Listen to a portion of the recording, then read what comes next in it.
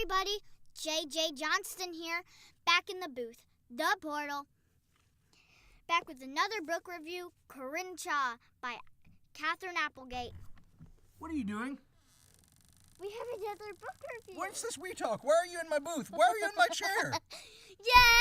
Yay! So we're going to talk about Crenshaw. We did not intend to do this as a series originally. We were going to do just kind of a one-off video, having fun. And we got a few people messaged me on Facebook about whether we're going to do more of this, and Twitter, and seemed to like it. And the more we got to thinking about it, Jaden has dyslexia, and we make reading and audiobooks and story time and all that a very big focus in our household regardless. And the more we talked to Jaden about it, we let her be her decision. And what'd you say about that, Jaden? That you can still enjoy books even though you have dyslexia. Yeah, and so that's something that she really wanted to show people. And so as a dad, I'm going to let her do that, and I think it's awesome. So if you have dyslexia, or your child has dyslexia, or you may think they may have a learning disability, there's plenty of information out there. Make sure you talk to your teachers, principals, etc. I'm not the end-all be-all. I'm a very new parent to dyslexia. We just found out recently Jaden had it.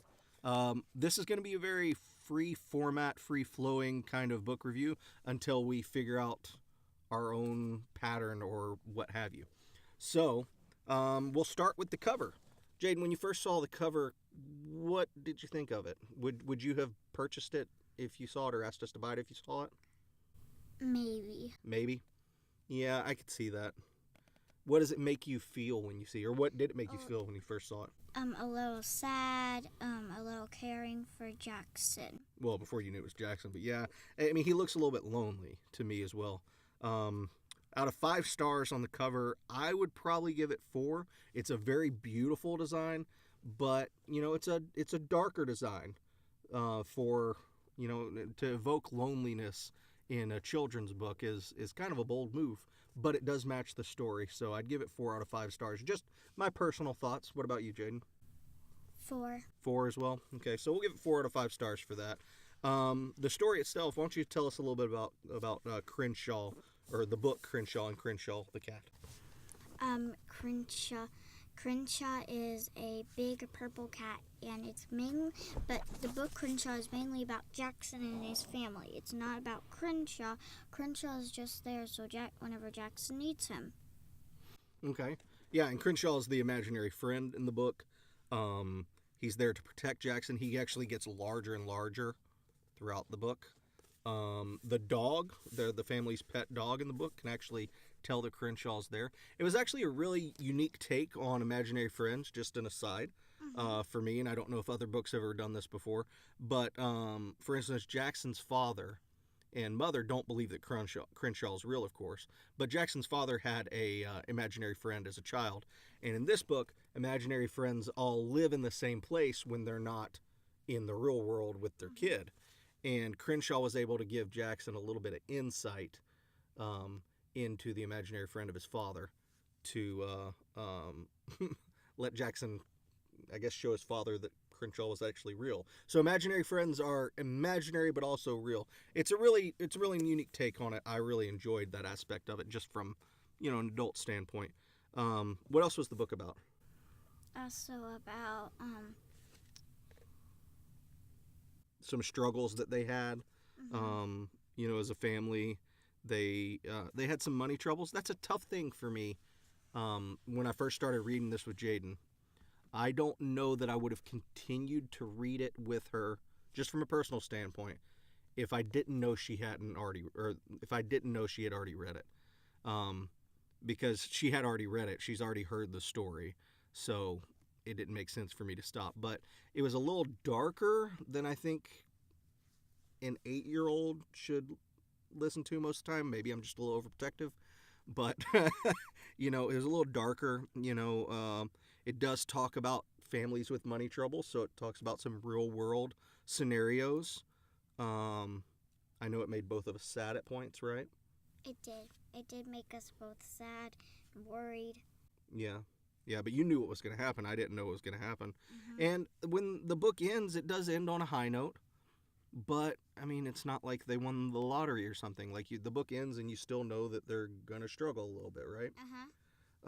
But it does give you some closure. I would say that this is probably for children closer to the 11 to 12-year-old end of the middle grade than it is the 8-year-old end. But that's just my personal thoughts on it. You're welcome to think differently, just because I think that it gives some worries to kids that maybe they shouldn't be thinking about money so much yet. But we talked about that as well with Jaden. But all in all, I mean, it is a good, solid book. On the story itself and uniqueness, how many out of 5 stars would you give it? 4. You'd give it 4 on uniqueness? Uh-huh. Yeah, I might go 5 on it. I think that it was a good take on it. I think it is an important story to tell about, for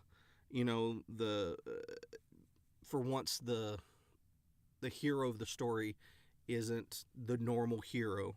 It's good to have something a bit more accessible to a lot of families and things like that. So I think that, it's a pretty unique story, some unique takes on things. So I would give it a 5. I thought the take on, poverty and the working poor and things like that is a story that does need to be told. I don't know that it's for all 8-year-olds. It's for, parents to decide.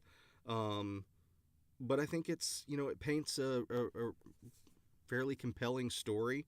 And, it's something that's quite accessible. And I think that it's worth reading when you feel your child's ready to hear some...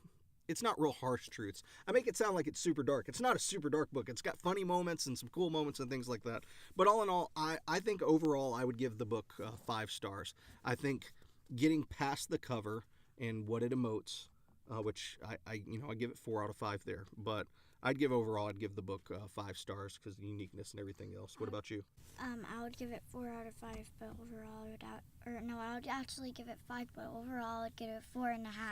Okay, so 5 for uniqueness and overall 4.5. That's fair. That's fair. She's a very fair judge. So that's a review, right? So we'll have links below. We don't get anything for this naturally. All 10 or 15 of you that watch it, we don't get anything for this. But I'll go ahead and have a link to the book below if you do want to check it out. And I'll have links to all my stuff where you can follow on Facebook, right? Yes. And then I'll have updates on when our next video is going to be and things like that there.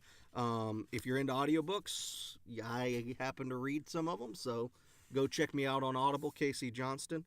And Jaden does not have social media because I don't want her to for a very long time. So you can catch her on these videos. And other than that, you won't see her on social media for a very long time, right, Jay? Yeah. I'm Casey Johnston, and this is Jaden JJ Johnston. Thank you for lending us your ears and your eyeballs. Now you say, we'll read to you next time. We'll read to you next time. Read to you next time. Bye.